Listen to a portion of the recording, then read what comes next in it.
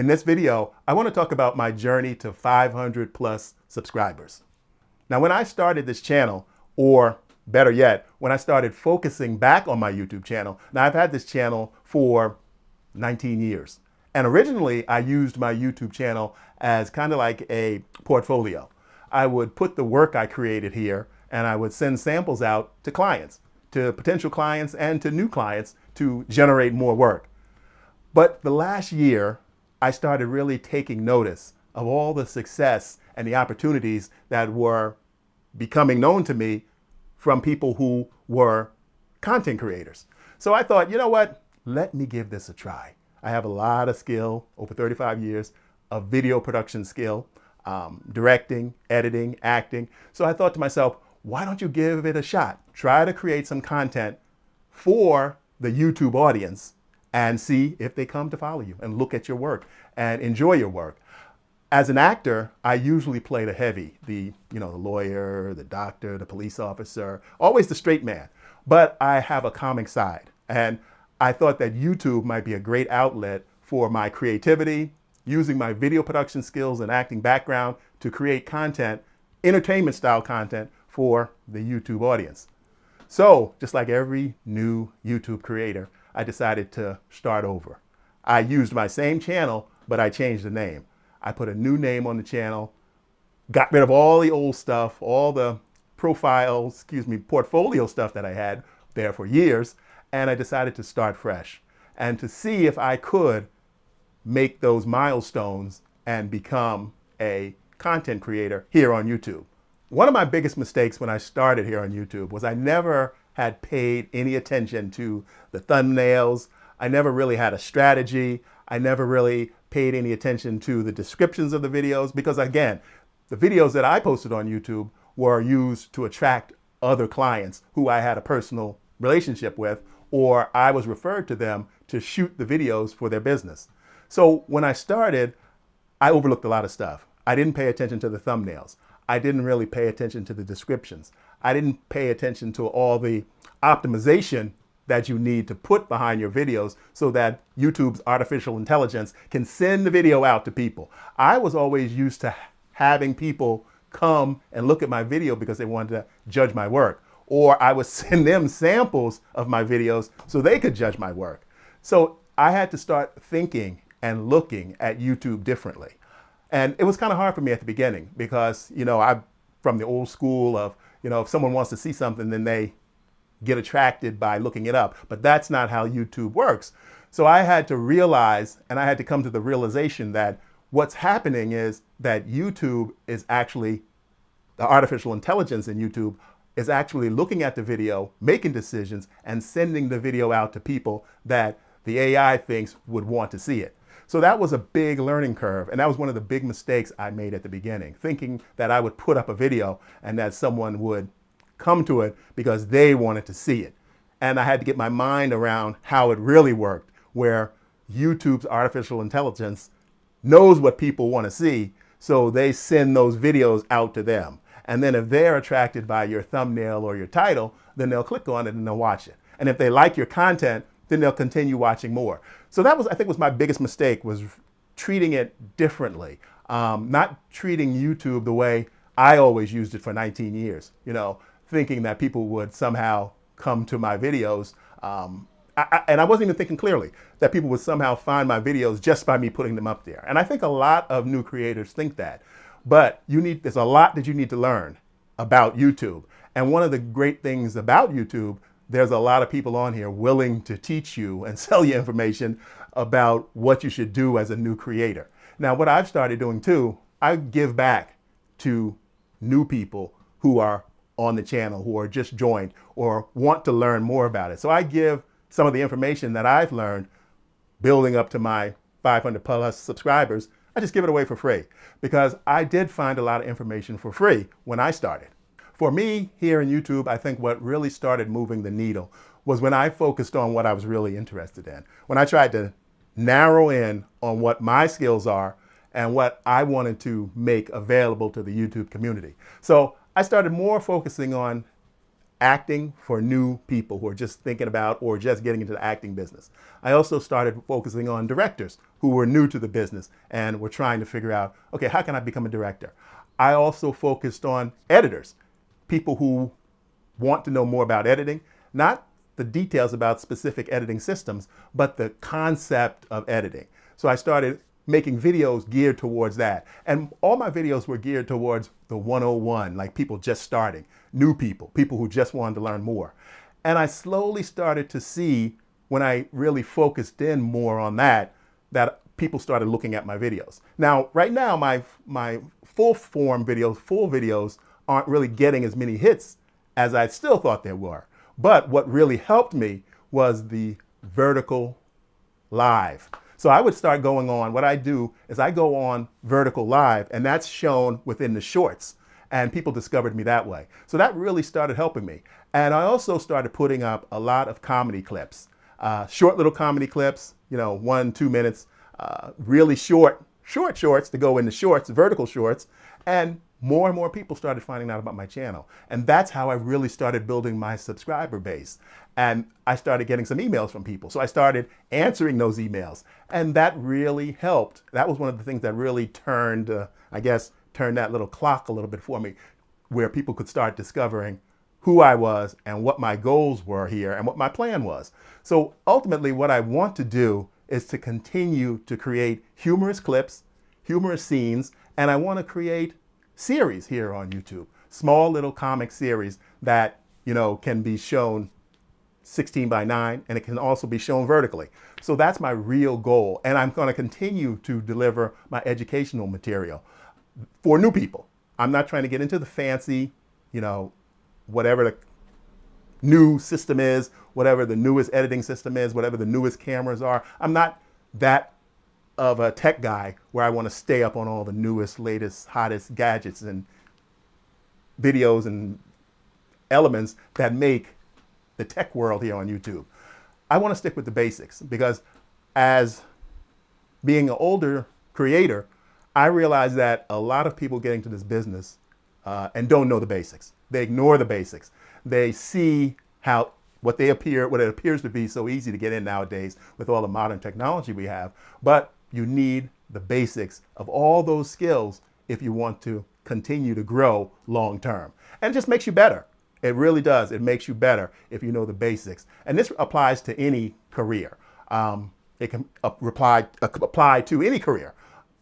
Film, video, anything not even in the entertainment world. You need to know the basics before you can go out and create your own ideas and develop your own techniques.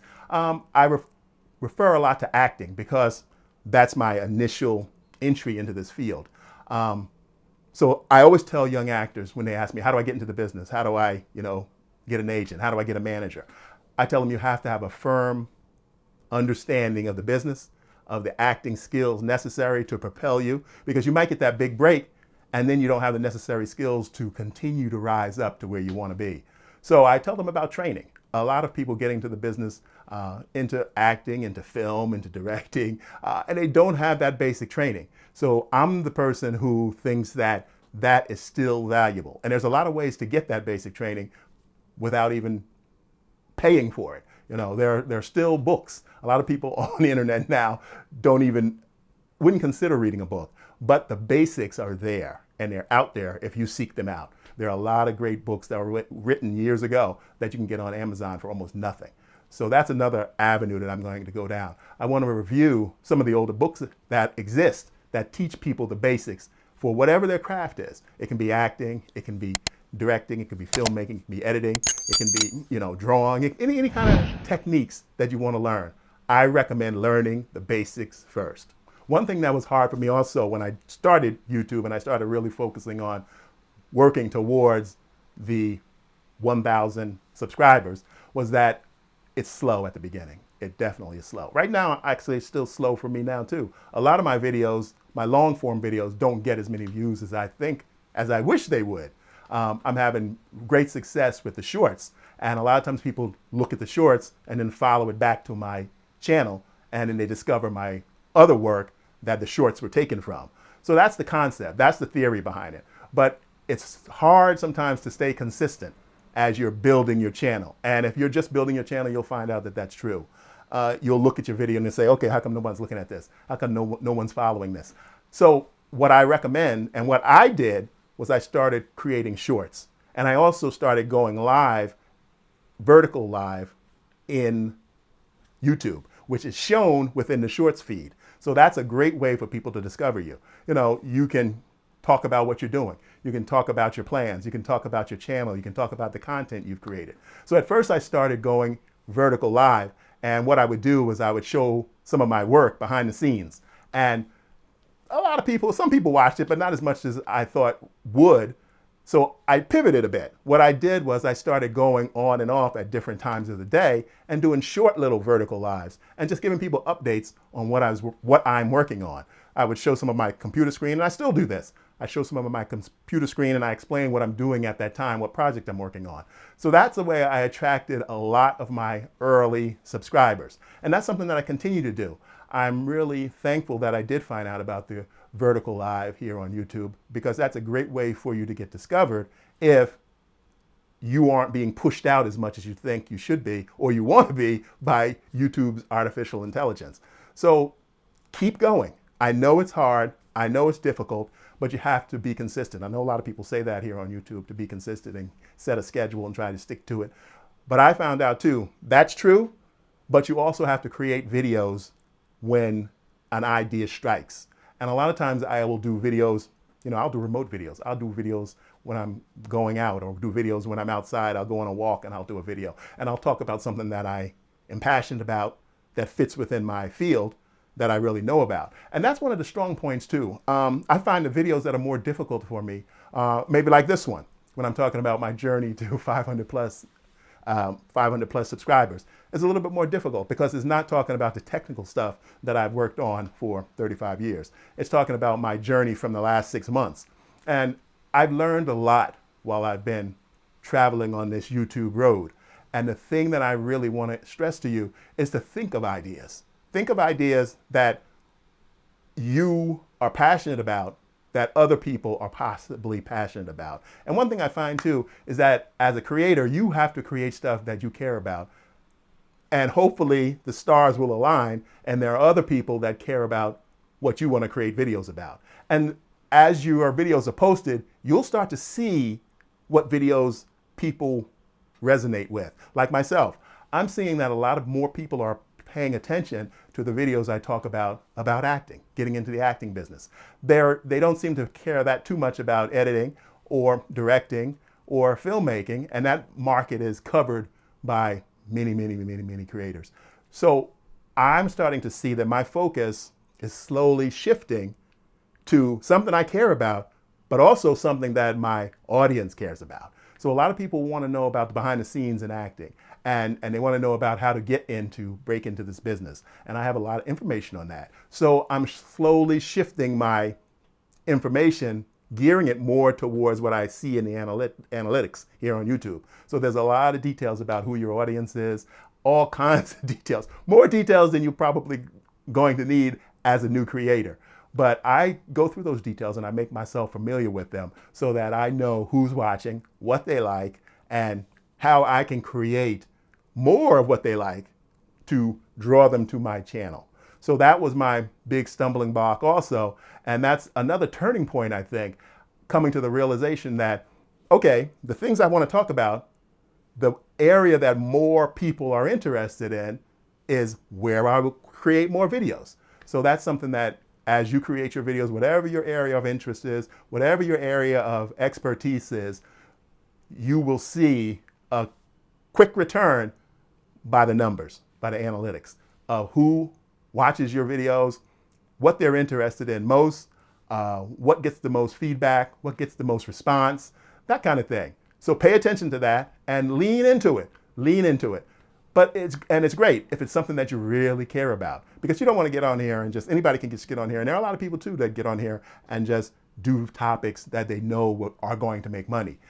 But I think that the people who last long and become the most widely known by a wide area of people create stuff that they're really passionate about. And they find out what people watch And if that passion aligns with what people want, then you hit the gold mine. I think what makes me stay inspired as a creator is when I see the comments come in, when I see people liking what I'm doing, what I'm creating. So I read the comments, I respond.